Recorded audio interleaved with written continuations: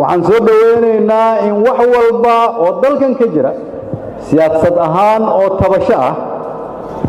la isugu tanaasulo iyadoo loo danaynayo dadka Soomaaliyeed oo u baahan dawladnimada waxaanan soo dhaweynayn in la yiraahdo magaalada madaxda dalka laguma shiri karo oo amni ma aha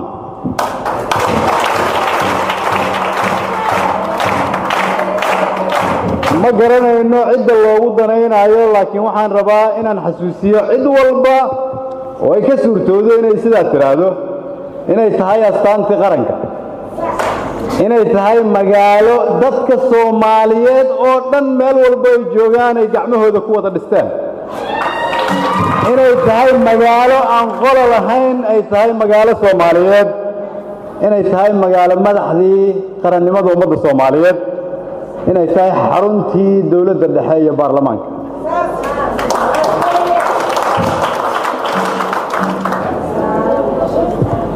sidoo kale waxaanan soo dhaweynayn in la yiraahdo daraf saddexaad oo ajnabi ah hana soo dhex galo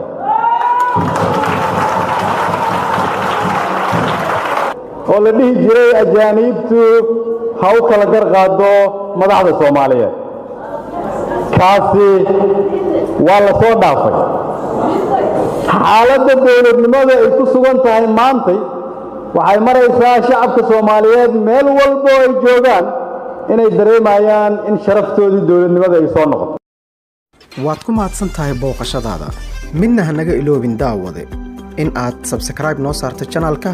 like-na aad saarto fiidiyoga qaybta hoosena aad comment ka dhiibato si aad noo dhiirigeliso mahadsanid